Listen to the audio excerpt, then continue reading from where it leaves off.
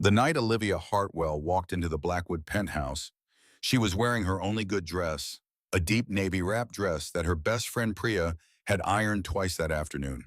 She had told herself the entire elevator ride up that this dinner was just business. Her father needed this connection. She just had to be polite, eat the food, shake some hands, and come home. Simple, clean, done. She had not planned for any of what happened next. The penthouse sat on the 42nd floor of Blackwood Tower in downtown Chicago, and the moment the elevator doors opened, Olivia understood that she had stepped into a different world entirely.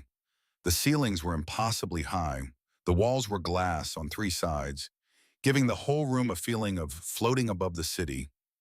Warm gold light fell across marble floors and expensive furniture. And somewhere in the background, soft jazz played like the building itself was sighing. Raymond Hartwell placed his hand briefly on his daughter's shoulder as they stepped inside. He was nervous. She could tell by the way he kept adjusting his cufflinks. His company had been bleeding money for 2 years, and Gerald Blackwood had offered a lifeline in the form of a business merger, but with one very old-fashioned condition attached. Raymond had explained it to Olivia 3 days ago, carefully, gently, the way a man explains something he knows is unfair, but believes is necessary. The Blackwood family had a son who needed a wife. Tyler, the younger one, 27, responsible, well-liked. Gerald wanted the merger sealed with something more than a contract. He wanted family. Olivia had asked her father if this was actually happening in the current century. Raymond had looked at the floor. She had agreed because she loved her father and because she was practical enough to understand that sometimes life did not offer you beautiful choices, only real ones. A woman in a black blazer greeted them at the entrance and guided them toward the main dining area where Gerald Blackwood already stood. A tall man with silver hair and the posture of someone who had never been told no in his life. Beside him stood a young man with sandy hair and an easy smile. Tyler. He extended his hand immediately, warm and natural, the kind of person who made strangers feel comfortable within seconds. Olivia shook his hand. She smiled back. He was genuinely nice. She could see that immediately, and it made everything more complicated, not less. Then she looked to the left. He was standing slightly apart from the group near the window, a glass of water in his hand, looking out at the city below.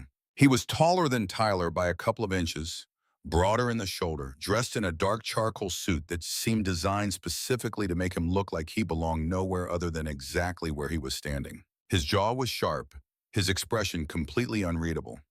And when he turned slightly and his gaze landed on Olivia, she felt something happen in her chest that she had absolutely no language for. It was not attraction, exactly, not the shallow kind. It was something more disorienting, like recognition, like looking at someone you have never met and somehow knowing they are going to matter. Gerald introduced him. Ethan Blackwood, CEO of Blackwood Energy, the eldest son.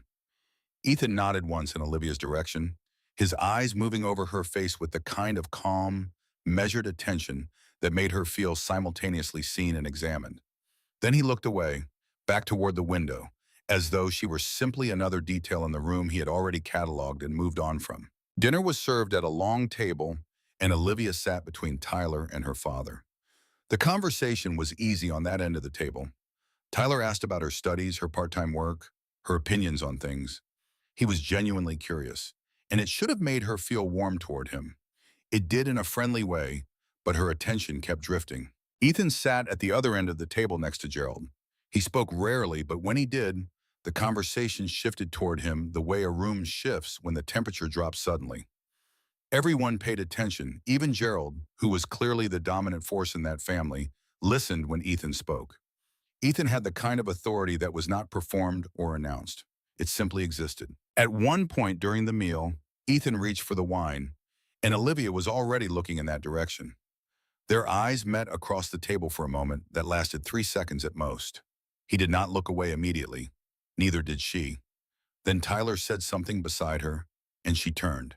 And when she looked back, Ethan was already talking to Cole Merritt on his right, completely unbothered. After dinner, Raymond and Gerald disappeared into Gerald's private study to finalize the early framework of their agreement.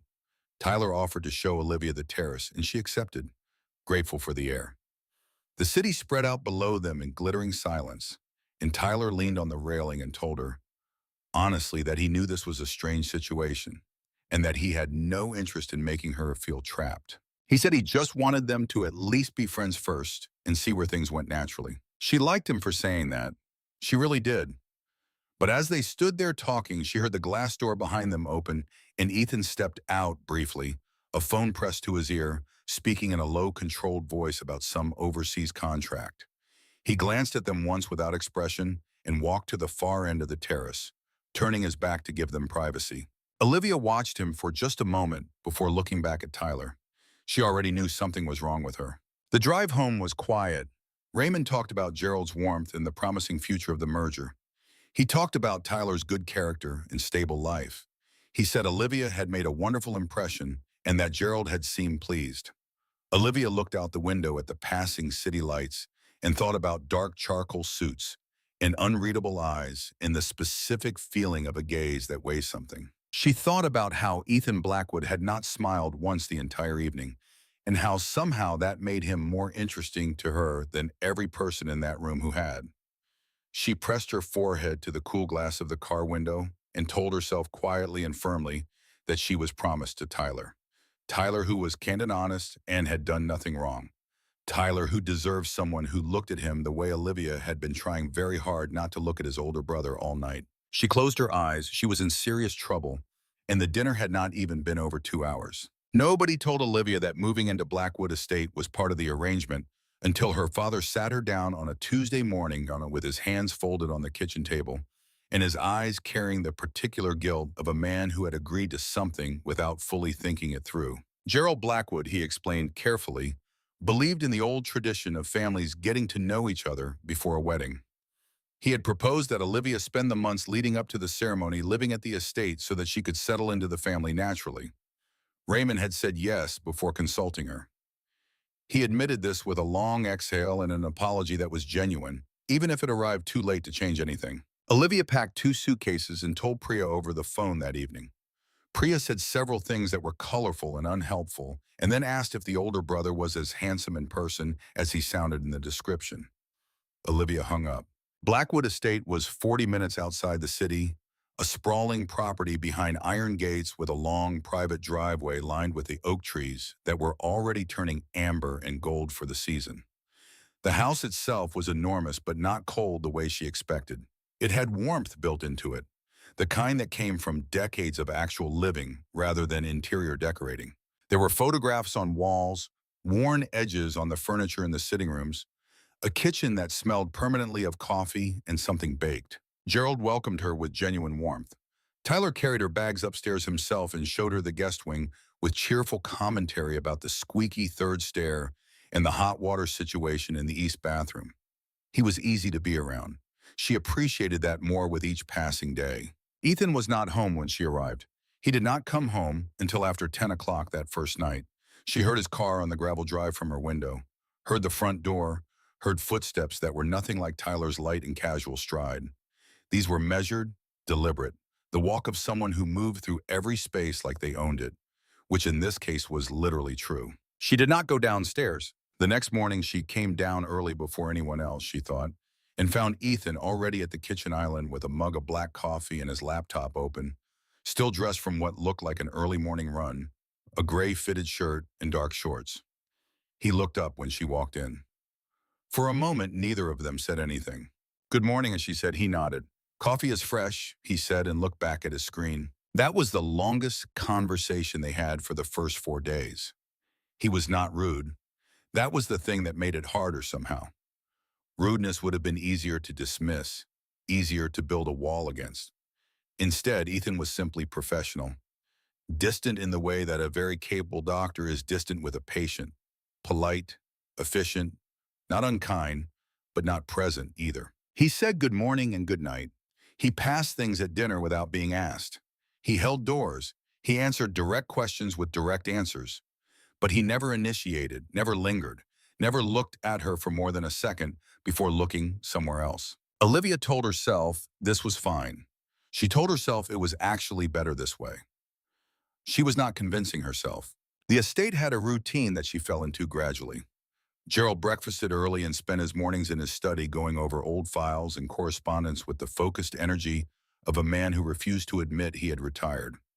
Tyler was usually up by 8, relaxed and cheerful, and they began taking morning walks together around the property most days, talking about everything and nothing. He told her about the vineyard, about a trip he had taken through France 2 years ago, about the time he accidentally drove a tractor into a fence at age 14 and Gerald not spoken to him for an entire weekend. She laughed genuinely at his stories. She genuinely enjoyed his company, and she felt genuinely terrible about all of it because Ethan would come downstairs after his run each morning and she would hear him before she saw him, and something in her body would tighten with attention before she could stop it. She would hear the particular weight of his footsteps on the stairs or his voice on a phone call in the hallway, and she would have to concentrate harder on whatever Tyler was saying to her. It was involuntary, and she hated it. 3 weeks into her stay, something shifted. It was a Thursday evening, and Gerald had gone to bed early with a headache, and Tyler had driven into the city to meet a friend, leaving Olivia alone in the large sitting room with a book she had been attempting to read for 2 weeks. She heard Ethan come in around 8 o'clock, heard the usual sounds of him moving through the house, and then the sitting room door opened and he walked in, presumably not expecting anyone to be there. He stopped briefly when he saw her. She looked up from her book. He said nothing for a moment, then walked to the small bar cart near the bookshelf and poured himself a short glass of something amber. He did not leave immediately, which was new. He stood there for a moment with his back to her, and she watched him. The line of his shoulders, the way he held the glass. "Is it always this quiet here in the evenings?" she asked, because the silence had weighed and she needed to do something about it. He turned slightly. "Usually," he said. "You prefer it," she said.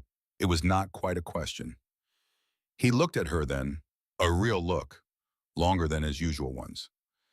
"Yes," he said. Then after a pause, he added, "Does it bother you?" She shook her head. "I grew up quiet. My mother left when I was 9 and my father worked nights for most of my childhood. I know how to be in a room alone." She did not know why she told him that. It came out naturally, the way things do when the hour is late and the house is still. Ethan was quiet for a moment. Then he said, "That shapes a person." "It does," she agreed. He looked at her for another moment, something moving behind those gray eyes that she could not name. And then he took his glass and left the room. But before he reached the door, he paused with his back to her and said, "The library at the end of the East Hall is better for reading. Quieter, better light." Then he was gone. She sat with that for a long time. After that, the dynamic changed in ways that were subtle enough that she could almost pretend they were not happening. Ethan began arriving at breakfast before his runs some mornings rather than after. He began answering her questions with more than 2 sentences. One evening, he corrected something she said about a business news story she had read wrong, and they ended up in a 10-minute conversation about energy markets that left her feeling more mentally alive than she had in weeks. Tyler noticed none of it because Tyler noticed the best in everything and assumed the same of everyone around him. Cole Merritt came to the estate one weekend for a working Saturday and spent the afternoon in Gerald's study with Ethan going over quarterly reports. At lunch, Olivia sat across from Cole.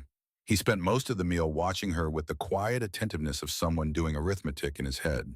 When Ethan stepped out briefly to take a call, Cole leaned forward slightly and said, "He does not let people in easily. In case you were wondering why he runs so hot and cold."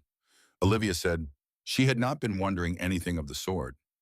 Cole smiled and said nothing else. The night that cracked something open between them happened 4 weeks later on a rainy Friday. The power went out across the whole estate around 9 o'clock in the evening, a storm pulling down a line somewhere on the property.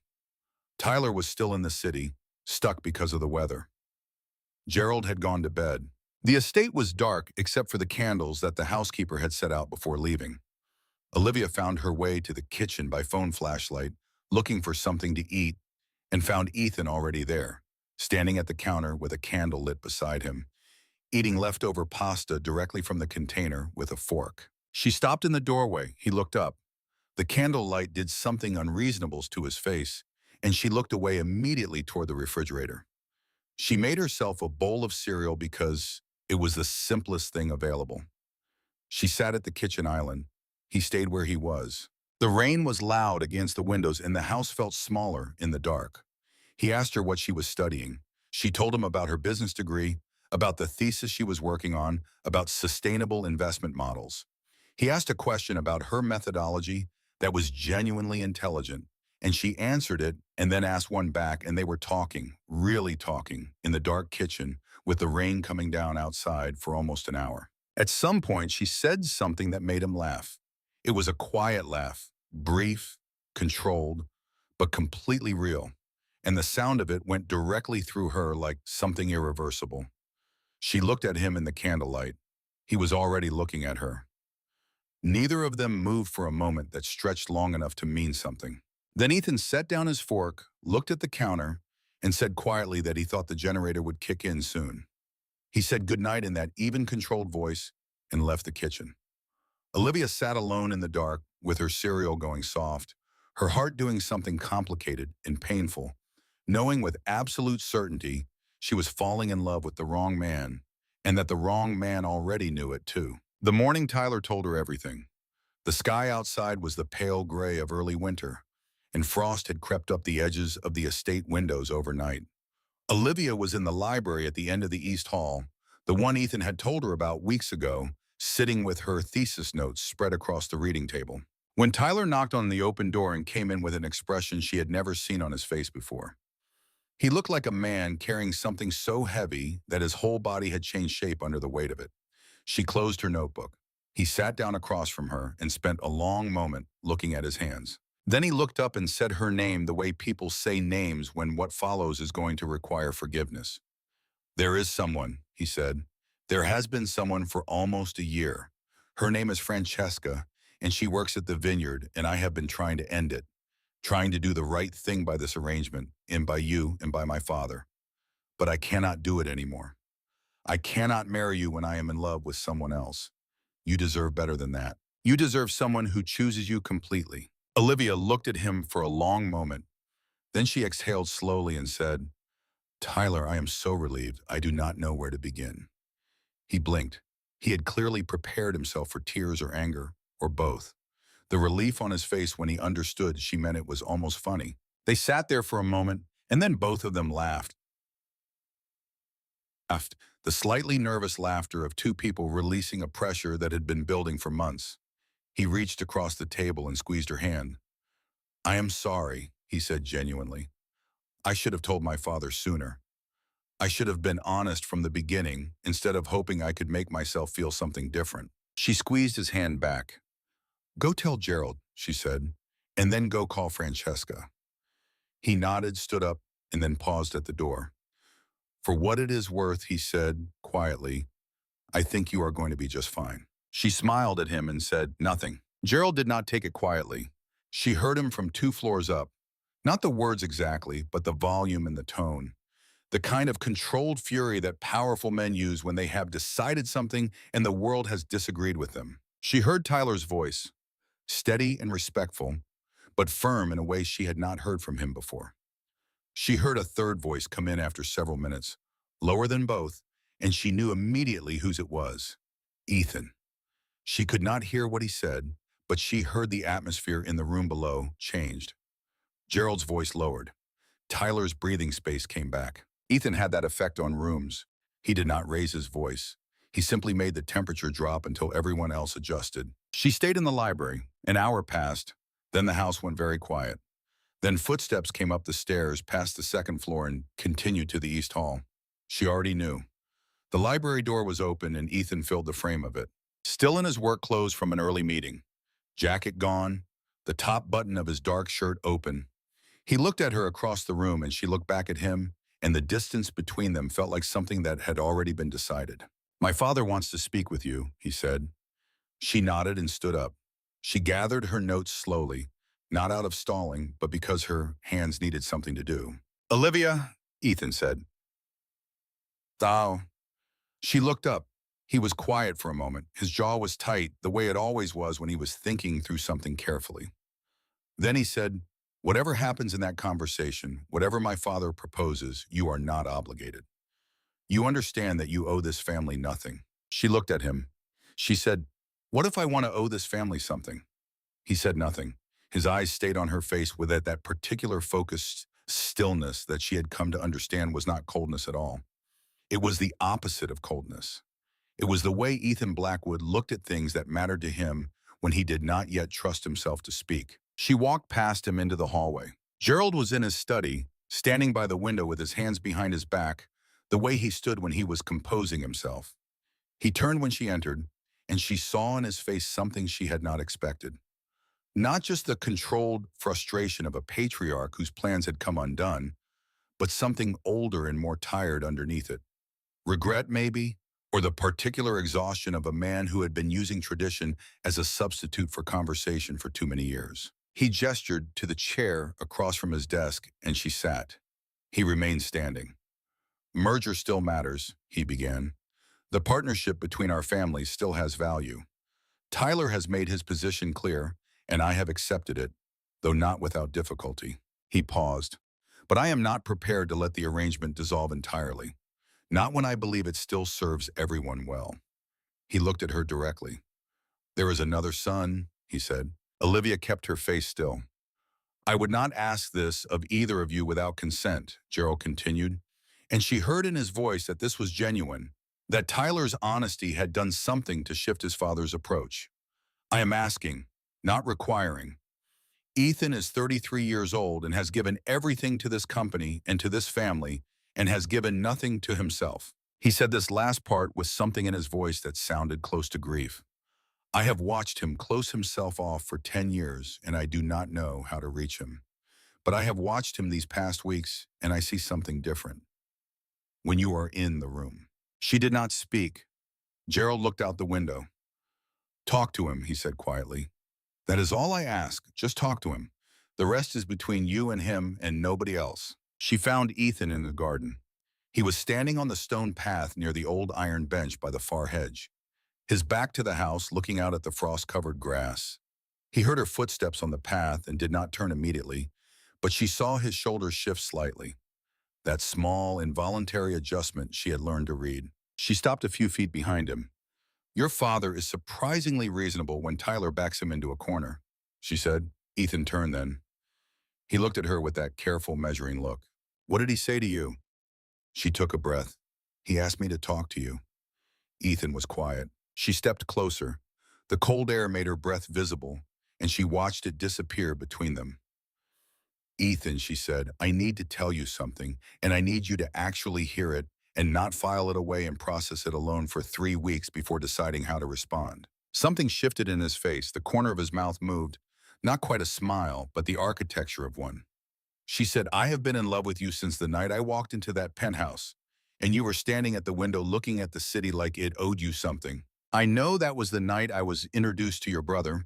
I know what this situation looks like, and I know it is complicated, and I know you're standing there right now building 17 different logical reasons why this is not a good idea. His jaw tightened, but she continued. But I am done being quiet about it. I was going to marry Tyler and be a good partner to him and spend the rest of my life being quietly in love with you from across the room, and I was prepared to do that because I thought it was the only option.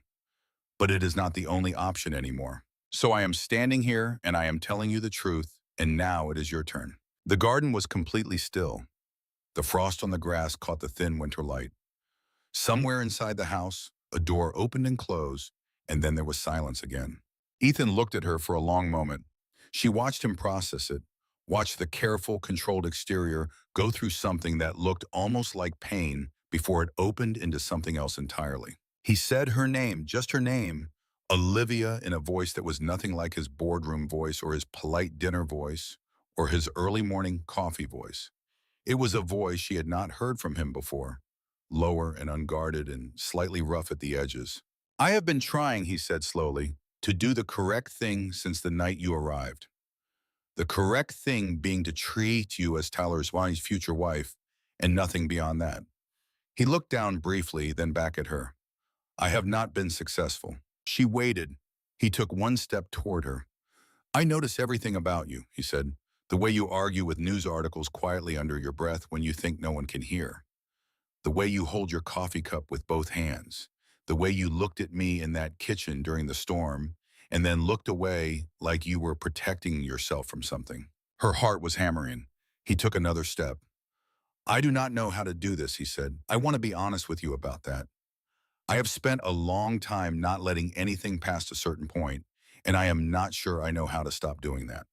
But I know that every morning I came down early to the kitchen was because of you. I know that I told you about the library because I wanted to give you something. I know that when Cole told me you had been asking Raymond about returning home early, I spent an entire afternoon unable to focus on a single document. He stopped directly in front of her, close enough that she had to look up slightly to meet his eyes. I am not good at this, he said quietly. I need you to know that going in, I am not Tyler. I am not easy or light or naturally warm. I will get this wrong sometimes. I will go quiet when I should speak, and I will retreat when I should stay, and I will need you to call me back when I do. She reached up and placed her hand against his jaw, her palm against the sharp line of it, and felt him go completely still under her touch. The way a person goes still when they are afraid that moving will end something they cannot afford to lose. I know who you are, she said softly. I fell in love with exactly who you are, not a version of you that is easier. This version, that version, the one who gives directions to libraries and laughs once every 3 weeks and makes everyone in a room recalibrate when he speaks. His hand came up and covered hers where it rested against his face. He closed his eyes for just a moment. When he opened them, the gray in them was different. Warmer, like the color of the sky turns just before the light actually arrives. He said, I am sorry it took me so long. She shook her head. You are here now, she said. He kissed her then in the cold garden with frost on the grass and winter light coming thin through the bare trees. And it was nothing like the formal, careful distance he had maintained for weeks. It was honest and unhurried, and it tasted like everything he had been holding back, which turned out to be considerable. She felt his arms come around her properly for the first time and understood immediately why he had been so careful about never quite touching her before. There was nothing halfway about Ethan Blackwood once he decided something. When they finally stepped back from each other, she was warm despite the cold, and his expression had done something she had never seen from him before. He looked peaceful. Not relaxed exactly, that was perhaps too much to ask of a man built the way he was built, but peaceful like something long held tightly had finally been set down. They walked back to the house together. Gerald was in the hallway when they came through the door, and he looked at his eldest son's face and then at Olivia, and he said nothing at all for a long moment. Then he cleared his throat and said that dinner would be at 7 o'clock and walked back toward his study with the careful dignity of a man pretending he was not profoundly moved. Tyler was in the kitchen when they found him on the phone with Francesca. His whole face transformed in the way that people who are finally being honest about love are transformed. He saw them together and his smile went wide, and he pointed at Ethan with undisguised delight. Ethan gave him a look that would have frozen a lesser person. Tyler laughed anyway. That evening at dinner, the five of them sat together, Gerald at the head of the table, Tyler with his phone face down beside his plate, but smiling the whole meal. Cole, who had arrived mid-afternoon and said nothing about anything while somehow managing to look entirely unsurprised. Ethan sat beside Olivia, and the difference from every other dinner was small in its details and enormous in its meaning. His knee was against hers under the table. He poured her wine without being asked. When she made a point about something Gerald had said, Ethan backed her up with a precision that made Gerald raise his eyebrows and look between them with an expression that was 9 parts satisfaction and 1 part amusement. Later that night, she stood at the window of the library, her library now, looking out at the dark garden below. She heard the door open and felt the familiar shift in the room's atmosphere before she heard a word. Ethan stood beside her at the window. They looked out at the garden where the frost had thickened over the evening. The iron bench silver white, the hedges still and dark. She leaned her head against his shoulder. He was quiet for a moment and then he said, I spent a long time believing that control was the same thing as strength. She waited. You changed that, he said simply. She smiled against his shoulder. Outside, the frost covered everything in the quiet, patient way that cold things do. Not to damage, but to preserve. Holding the ground still until the right season arrived to make things grow. Inside the library, in the warm lamplight, Ethan Blackwood put his arm around Olivia Hartwell, and for the first time in longer than he could remember, he did not plan what came next. He simply stayed. And that, for a man like him, was everything. As this story comes to a close, it leaves behind something more than just entertainment. Stories like this often mirror the complicated emotions people face in real life. Love, pride, misunderstanding, ambition, and sometimes regret. When powerful personalities collide, even the smallest moment can lead to consequences no one expected. But now the story belongs to you as much as it belongs to the characters. What did you think about the choices they made? Do you believe the ending was fair? Or would you have handled the situation differently if you were in their place? Every viewer brings a different perspective, and your thoughts might reveal a side of the story others never considered. I would really like to hear your opinion, so take a moment and share your thoughts in the comments below. If this story kept you engaged or made you reflect on relationships and life decisions, please take a second to press the like button. It's a simple way to support the channel and helps this story reach more viewers who enjoy emotional storytelling. And if you are someone who enjoys powerful stories about billionaires, CEOs, and a complicated world of human emotions, make sure you subscribe. New stories are shared regularly here, each one designed to surprise you, move you, and sometimes even challenge the way you see certain situations. You can also help the channel grow by sharing this story with someone who enjoys dramatic storytelling. Thank you for watching and for being part of this storytelling journey.